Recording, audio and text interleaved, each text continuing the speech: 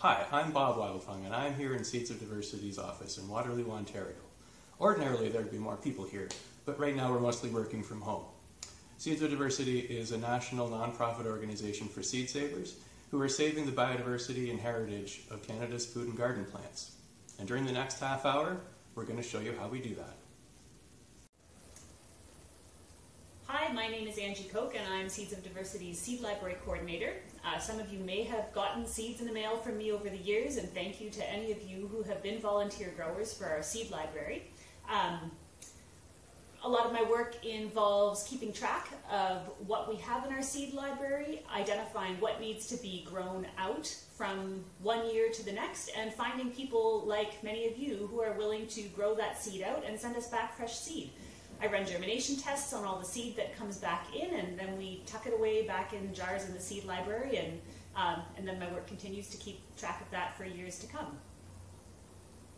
We've collected over 6,400 samples of seeds from our member seed growers, small-scale heritage seed companies, and community seed collections across Canada.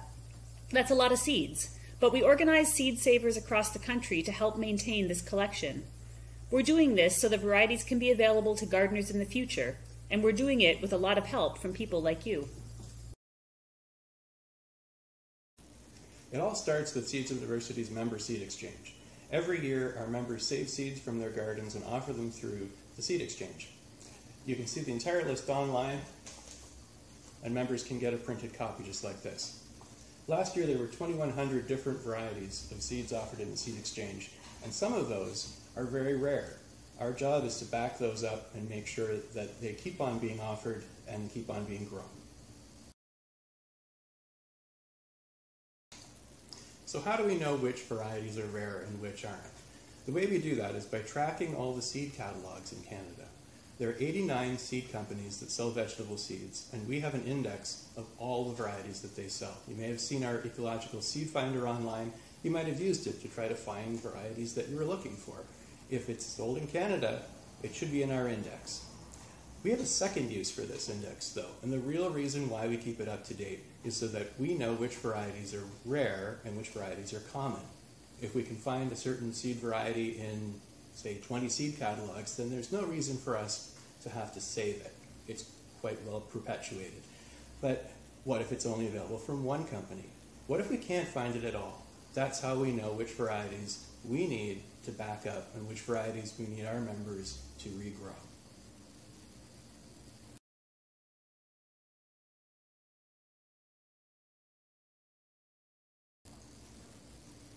I'm looking for a tomato in our seed collection called Alberta White. It's a variety that was donated in 2011, and it doesn't show up in any seed catalog, so I'd like to make sure that the seeds we have in our collection still have good germination. Now, with 6,400 different kinds of seeds, you have to be very organized. Every seed sample has a number, every seed sample has a location. That's a lot like books in a library. You need a code to be able to find them. So that's Alberta White. Let's see if we can find it. The best way to save space is to use a container that's just the right size. We use ordinary kitchen mason jars. They come in many sizes, they're inexpensive, and if the lids are good, they're airtight to keep seeds nice and dry. We think they're ideal seed containers. So the Alberta White seeds are in E21H. E means that it's 1 liter jar size, and 21 means it's the 21st box of that size. Well, this is the E section. It must be here someplace.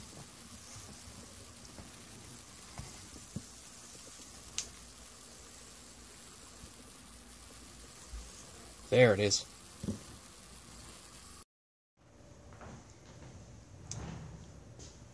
So box E21 has 12 jars in it. They're lettered A through L. L is empty right now. And here's jar H. Our Alberta White seeds should be right in here.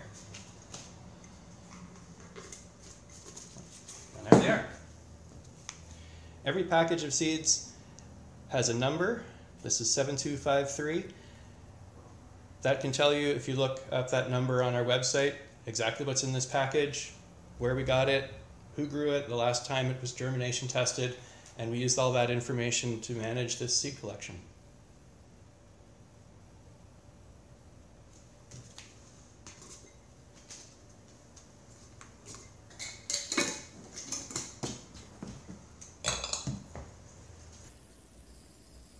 To test seeds for germination, we use a paper towel, just rolled up a little bit so it's a few layers thick.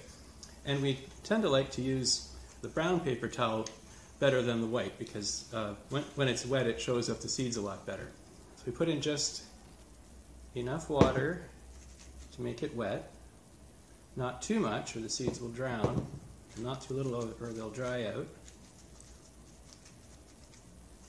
And I've counted out exactly 10 Alberta white tomato seeds.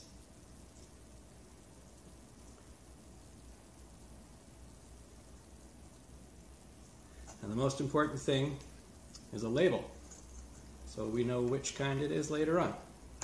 And we'll set that aside for 3 or 4 days and see what happens. Now it's time to see the results of our germination tests. This is Alberta white. It's been here for 5 days in a nice warm place. You test germination in the same conditions that you'd want to germinate seeds in the spring. So keep them warm, make sure they don't dry out. And of our 10 seeds, I see 2, 4, 6, 8, all 10 sprouted. That means these seeds are in great condition. They will last for at least a few more years. We'll do the same germination test a few years from now, but for now we don't need to regrow them. We can keep this sample in our collection without worrying about it at all.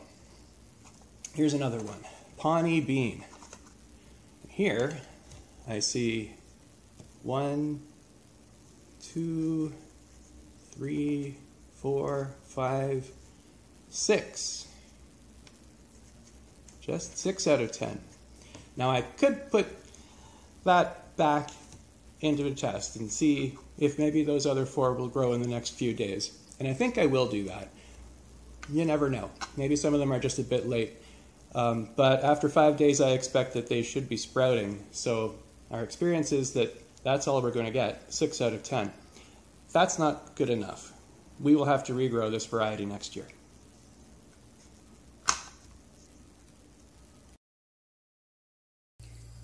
How many seeds do we use for a germination test? Well, that depends on how accurate we need the test to be. Commercial companies want to advertise an exact germination rate of their seeds, so they often use 400 seeds in every batch, and they get very accurate test results. With a collection like ours, we often only have a small number of seeds to begin with, so we don't want to use a lot of them in a germination test. But that's okay. We don't actually need to know the exact germination rate. A smaller test of 20 or even just 10 seeds won't give a statistically accurate germination rate, but it tells us whether the germination rate is good enough to keep the seeds in storage or bad enough that it's time to grow them out again. Could you be a seed grower for Seeds of Diversity? It seems like a big responsibility to grow the very last seeds of a nearly endangered variety. What if you had bad weather and the plants died? Or what if rabbits ate the plants before you saved any seeds? Don't worry. We want you to be a successful seed saver and we want you to enjoy being part of our program. So that means we won't ever give you the last seeds in existence. So if something goes wrong, you can always try again. And beginning seed savers have to start somewhere, so we have a graduated program that lets you participate exactly where your comfort level is. If you're an expert seed saver with years of experience, we have seeds that need your expertise. If you've been saving seeds for a few years and you feel pretty confident, but not quite an expert, we have seeds for you that are kind of rare, but not the very last ones. And if you're a complete beginner, you can help us multiply seeds for school garden programs, community seedy Saturdays, and other worthwhile uses, which is a perfect way for you to get started and learn the basics. So this is my first day back in the Seeds of Diversity office after a summer of farming. And one of the things that's very exciting about my fall work is coming back and finding this box of seeds that have arrived. This is kind of like Christmas for a seed library coordinator. And what we have are packages of seed, some that we have ordered to replace seed that was languishing in the library, but a lot of it is seed that volunteer growers have grown and sent back. Tiny little packages, all nicely labeled, and I will now go through all of these and run germination tests and put them back in the library. We weigh the seeds very precisely. We want to know exactly how many we have, so first we weigh out exactly 100 seeds, and then we weigh the entire sample. and that lets us calculate how many seeds we have based on that 100 seed count. When we started this project back in 2007, we were collecting way more seeds than we needed to. It turns out that to maintain a variety, we should be storing about 20 samples of each variety. That's 20 population sizes. What that means, a population size, is the number of healthy plants that you need to save seeds so that you can maintain the whole genetic diversity of the variety. It's different for every species. With corn, for example, you need upwards of 200 good plants in order to capture all of the genetic diversity in a variety. That means we need at least 200 seeds just to regrow the variety. With tomatoes, it's a lot easier. Tomato seeds, only about 20 seeds are needed. If you have 20 good tomato plants, you'll capture all the genetic diversity in the variety. And for a lot of varieties, even fewer will do. So if we need 20 population sizes worth of seeds, and tomato seeds need 20 seeds for a population, then we need 20 times 20 is 400 tomato seeds. That's it. That will preserve the variety as long as we keep on growing it enough to keep the seeds viable. 400 seeds is enough for us. Back when we started, we were collecting thousands and thousands because we thought we needed them. So what do we do if we have extra seeds? Once we've stored enough in our working collection and our backup collection, we send the extras to Seedy Saturdays and Seedy Sundays, to community seed libraries across the country, to school gardens, and all sorts of nonprofit seed projects. After all, the reason we're doing this is so that gardeners can grow these rare varieties, not just so that we can hoard them up in jars. So now that we've collected our seeds, how do we keep them safe? Some seed banks are located in an underground bunker that's fireproof, bomb-proof, and secure as a fortress. That's expensive. Instead, we just split our samples in two and keep them in two different places. This is our working collection, stored in an air-conditioned room in our office in Waterloo. These seeds are dry and at a cool room temperature. They'll stay viable here for at least a few years, and they're meant to be easily accessible and used as needed. This is a photo from our backup collection in a walk-in freezer at the Everdale farm. Fully dried and frozen, these seeds should last for many years. The idea is that we'll regrow the seeds in the working collection, so we almost never need to access these seeds. Like backups of computer files, they're only here in case of emergency, and hopefully we never even need them. The way to make seeds last for a long time is to keep them dry and cool. Even if you can't fully chill them, it's most important to dry them after harvest. That's why we always use paper, breathable containers right after harvest. The seeds need a few months to properly dry out before they can be stored in jars or other sealed containers. Otherwise, they have a good chance of going moldy. A good rule of thumb is to let your seeds breathe until December, when the air is naturally dry, then seal them up in airtight jars. When seeds go into frozen storage, they have to be very well dried first.